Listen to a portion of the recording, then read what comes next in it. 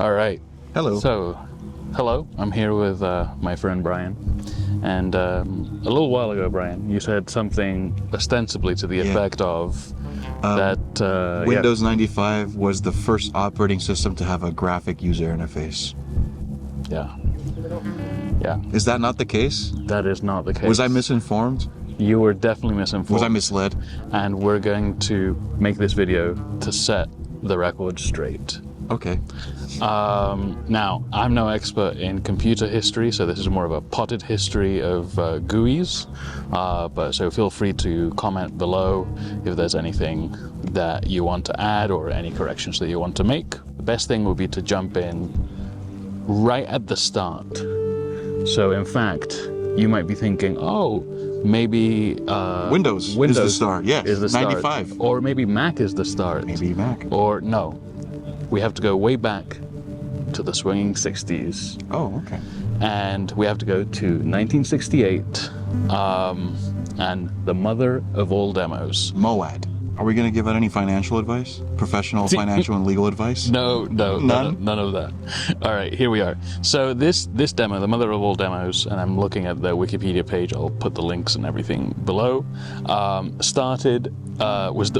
Was done on December 9th, 1968, and it was a team led by a guy called Douglas Engelbart. This demo.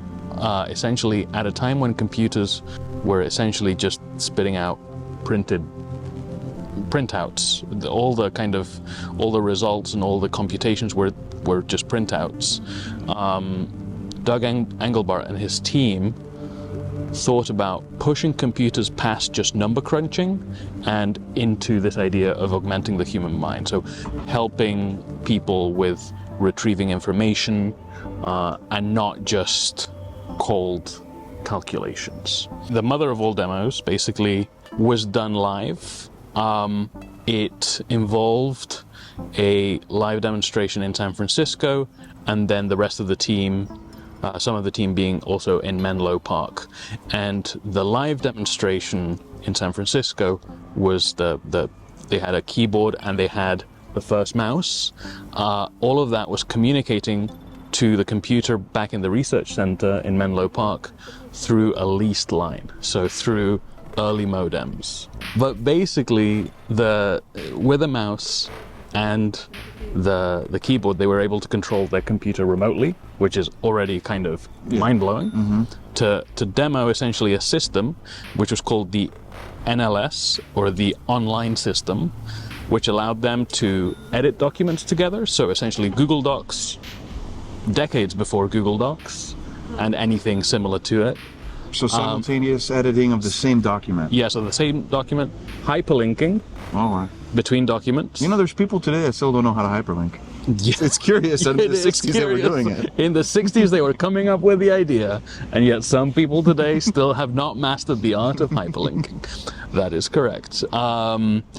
And also, I mean, they were doing video conferencing, they were doing Teams, they were streaming live with the technology of the time, but this demo was fully functional. What I was reading is that some earlier versions didn't have like the display, but essentially they had a computer with some image processors that enabled them to display text and the mouse cursor. Right, because how was information displayed prior to this? Right, so back in the 60s, it was teletype. It was essentially just printouts. Information was often entered with punch cards. There was some magnetic storage, but it was like, it goes in with punch cards, comes back out. You know, the results or the numbers that it spits out are through printouts. So the idea of having sort of visual interaction with data, and that the purpose isn't necessarily just processing numbers or doing calculations, but rather to find information, to organize information, was extremely novel. Now, at the time, people were super impressed. He got a standing ovation. Was this demo for academic purposes? Yes. Right, there were so 1,000 people who attended. So there was no venture capitalist sitting there going like, oh, no. Back then that didn't exist. No. I mean, there's definitely connections. Obviously, his research at the Stanford Research Institute, he founded this Augmentation Research Center.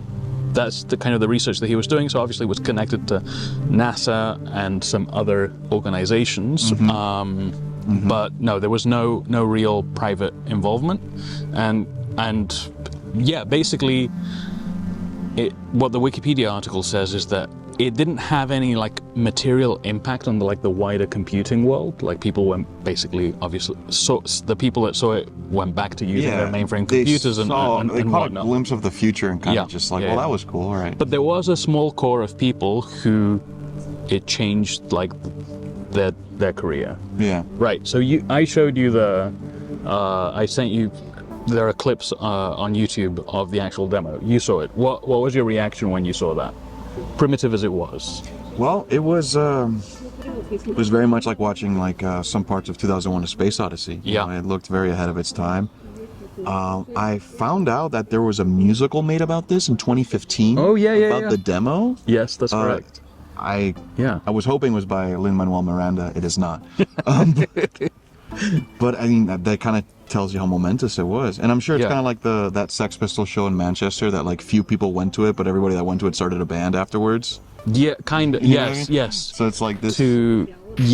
Partly, yes, that's correct. Yeah, it definitely influenced a bunch of people. Sparked a lot of minds. A lot of people who were at the ARC, so his organization, the Augmentation Research Center, then went on to Xerox PARC.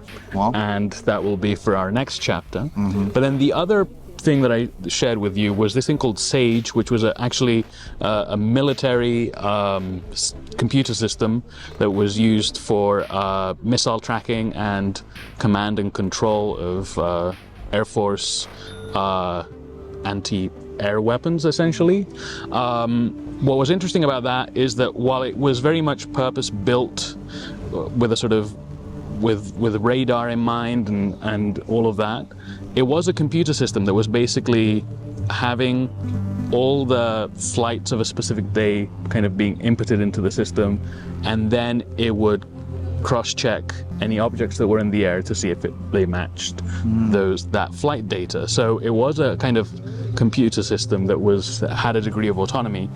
But what I found interesting about that, and I'll put some clips of some ads that were done at the time. SAGE was developed by MIT and IBM, and then implemented by the Air Force.